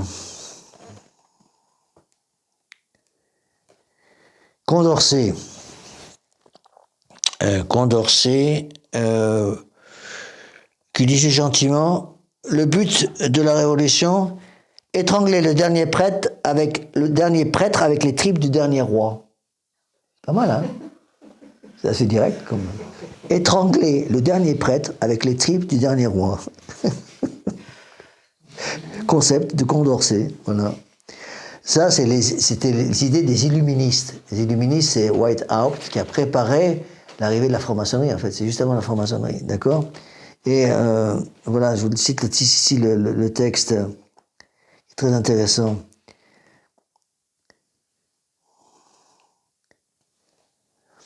L'illuminisme, dans l'illuminatisme, ce qu'on appelait les Illuminati. Les Illuminati, c'était la fondation de Weishaupt. C'était juste avant, il faut que je retrouve les dates que je dois voir quelque part. Je les ai notées quelque part. Attendez. Est-ce que j'ai noté ça, mais il faut que je trouve où est-ce que j'ai noté. Ah voilà, Adam Weishaupt. Donc c'est juste après, pardon, 1748-1830, et plus tard que ce que je pensais. Voilà ce qu'il dit quand il essaye d'expliquer le rôle des Illuminati. Les Illuminati, c'est la franc-maçonnerie, c'est pareil, d'accord? Les francs-maçons actuels sont les successeurs, les descendants des Illuminati de Weishaupt. Bon. La destruction, l'illuminatisme proclamait qu'il poursuivait la destruction des abus qui s'étaient introduits dans l'organisme social. Le moyen pour cela était la conquête des fonctions publiques par les affiliés, ce qui permettait d'avoir de ce fait le contrôle de l'État. Il présentait le droit de propriété comme un premier attentat contre l'égalité et les gouvernants, unique appui de la propriété, comme apportant un préjudice à la liberté. Il se proposait de libérer les peuples de la tyrannie des princes et des prêtres. Vous voyez, c'est exactement ça. Et donc, Epiphanius, c'est-à-dire professeur Paolo Taufer, je vous ai déjà expliqué, donc ça c'est du livre d'Epiphanius, Maçonnerie, secte secrète, le côté caché de l'histoire. Qu'était la morale pour Weishaupt? Donc, qu'est-ce que la morale pour la franc-maçonnerie? Qu'est-ce que la morale pour les Illuminati? Elle n'est autre que l'art qui enseigne aux hommes à devenir conscients, à secouer le joug de la tutelle et à se sentir autonomes, à supprimer les princes et les gouvernements. Donc, se couper de tout le principe d'obéissance, le principe d'autorité. C'est dans l'intimité des sociétés secrètes que l'on doit connaître comment préparer l'opinion. Donc, Weishaupt et les Illuminati reconnaissent que tout le travail a été fait dans l'intimité des sociétés secrètes. Sociétés secrètes, c'est quoi? C'est précisément ce dont parle le pape Léon XIII. Ce sont les francs-maçons, d'accord?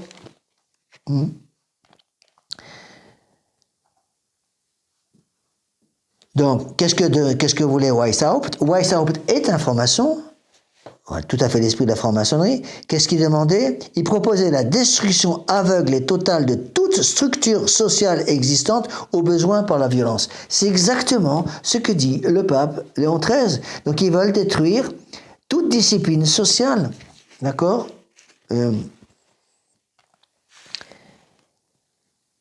Autre texte ici, on pourrait passer des heures et tous ces textes tellement ils sont importants.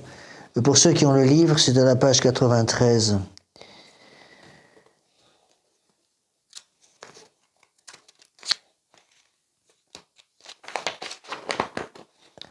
Il n'est pas difficile de relever quelques ingrédients originaux gnostico-rosicruciens de la contre-église. La contre-église, c'est l'église contre l'église catholique. Du panthéisme, qui voit dans la créature le créateur, à la version viscérale pour les hiérarchies naturelles personnifiées par le trône et l'autel, jusqu'à la subversion institutionnalisée par l'intermédiaire d'une instruction athée et désagrégeante. On commence par le panthéisme. Le panthéisme, c'est quoi? C'est l'adoration de la créature. On monte l'homme jusqu'à Dieu pour transformer l'homme en Dieu. On supprime la distinction entre le créateur et la créature. Puisqu'il n'y a plus de distinction entre le créateur et la créature, tous les hommes deviennent Dieu. Panthéisme. Deuxième étape. Aversion viscérale pour toutes les hiérarchies naturelles personnifiées par le trône et l'autel. Le roi et les prêtres. Le roi et l'évêque. Donc, le roi et l'évêque étaient avant les deux entités qui permettaient l'équilibre d'une société. Tout le Moyen-Âge chrétien est fondé sur la royauté et la force de l'Église, représentée par l'évêque. D'accord ? Et troisième étape, subversion institutionnalisée par l'intermédiaire d'une instruction athée et désagrégeante. Donc, on en arrive aux écoles d'aujourd'hui, aux écoles actuelles, qui suppriment évidemment complètement toute forme d'autorité. Il n'y a plus d'autorité, plus rien du tout. Tout s'écroule. C'est la révolution complète. C'est ce qu'on appelle la révolution permanente, qui se concrétisa d'abord dans la Révolution française, laquelle doit aux Illuminés la préparation de ces cadres et l'infiltration des idées socialistes. La Révolution française n'aurait pas pu avoir lieu sans le travail de la franc-maçonnerie, 1717. Révolution française, 1789. Avec un exemple juste avant, 1776, Révolution américaine. Voilà. Et là, on voit tout le programme, ça date de octobre 1786. Quand la police bavaroise en Allemagne, donc en Prusse, découvrit l'organisation de Weishaupt. Bon. Ils ont à ce moment-là pu mettre la main sur une volumineuse correspondance. De nombreux documents tombèrent entre les mains des autorités et furent publiés par ordre du roi de Bavière. Et la dissolution de l'ordre fut décrétée, mais les idées étaient là. Et voilà ce qui ressortait de cette correspondance-là, c'est Epiphanius, le professeur Tahofer qui parle. Qu'est-ce qu'il voulait? Abolition de la monarchie et de tout autre gouvernement légal. Abolition de la propriété privée. Abolition du droit de l'héritage privé. Abolition du patriotisme et de la loyauté militaire. Abolition de la famille, c'est-à-dire du mariage comme lieu permanent et de l'immoralité familiale. Permission de l'amour libre, éducation des enfants confiés à la communauté. Dernier point, abolition de toutes les religions. Ça, c'est avant 1786. C'est exactement ce qu'ils font aujourd'hui. Hein? Discours, hein? Mais bien sûr. Ouais, voilà. On ne peut pas ne pas voir la coïncidence parfaite 70 ans en avance sur le manifeste de Karl Marx. Tout ce que Marx a vraiment fait a été d'adapter au goût du jour et de codifier exactement le programme et les principes révolutionnaires établis 70 ans plus tôt par Adam Weishaupt, le fondateur des Illuminés de Bavière. C'est un fait certain. Bon, après, ça sort un petit peu du sujet. Donc, il disait, autre citation de Weishaupt, encore une fois formé par la franc-maçonnerie, nous devons tout détruire sans ménagement en pensant seulement ceci le plus possible et le plus vite possible. D'accord?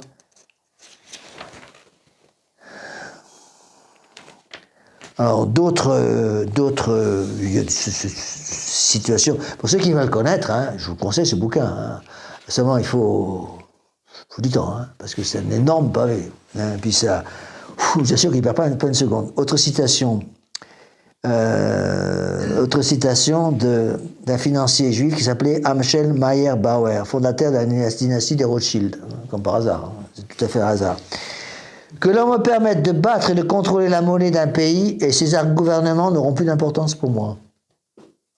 Pourquoi? On revient à ce que j'expliquais avant, celui qui contrôle l'or, il contrôle la presse, celui qui contrôle la presse, il contrôle les esprits.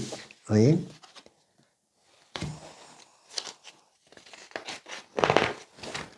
Alors, dernière citation, je vais arrêter là parce que sinon je vais vous garder trop longtemps. L'illuminisme, donc Weishaupt, les Illuminati, l'encyclopédisme, ça c'est la philosophie des Lumières d'avant la Révolution, autour de Voltaire.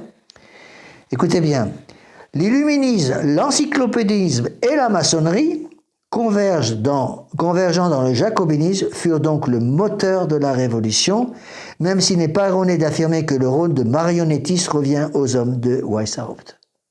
Donc les Illuminati ont tiré les ficelles pour obtenir la Révolution française.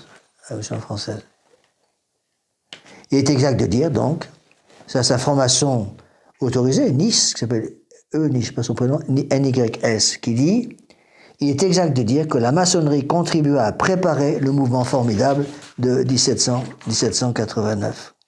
1789, vous voyez?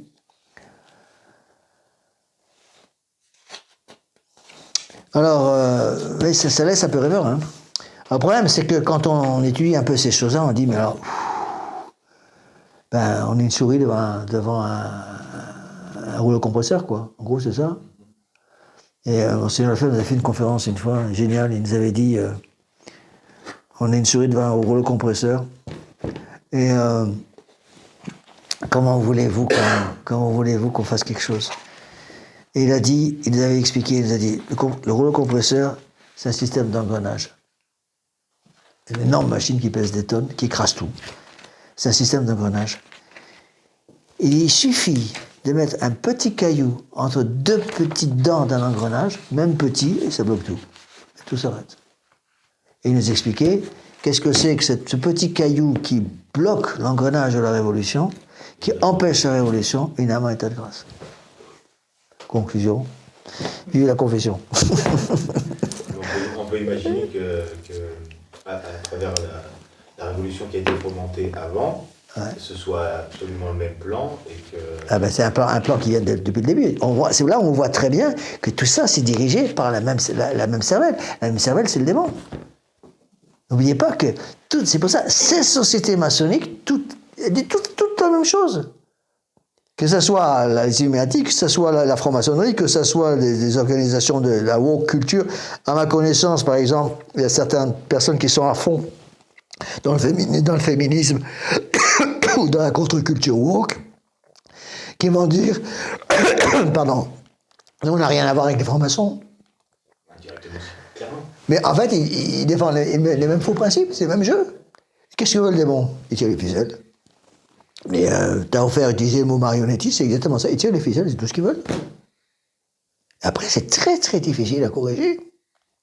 Et donc, de quoi le démon a-t-il vraiment peur? Le démon a peur, d'abord et avant toute chose, d'une âme qui vit en état de péché mortel. Et le démon a peur énormément, évidemment, de l'instrument qui permet l'état de grâce, à savoir la confession. Donc, de quoi le démon a-t-il plus peur? De prêtres qui font leur boulot. Parce que si le prêtre fait son boulot, il va être au confessionnal. Étant au confessionnal, il va aider les gens à sortir du péché. Et une fois qu'il donne l'absolution, quand l'absolution est validement donnée, parce que les gens ont la contrition, l'accusation et la réparation, à ce moment-là, ils sortent du principe révolutionnaire. Et ça, il faut arriver à faire comprendre ça à nos jeunes. Et lorsque les jeunes et les moins jeunes ont compris ça change tout. Vous voyez, parce qu'à ce moment-là, on peut commencer vraiment à travailler. Bon, la contre-révolution se joue au confessionnal. Exactement. Il ne peut pas y avoir de véritable contre-révolutionnaire sans avoir l'état de grâce. Donnez-moi des gens qui ont l'état de grâce, et on peut faire une contre-révolution. Il n'y a pas de contre-révolution possible sans l'état de grâce. C'est impossible. Vous voyez? Bon, on va finir par une prière parce que j'ai triché au niveau du temps, là. On ne va pas là.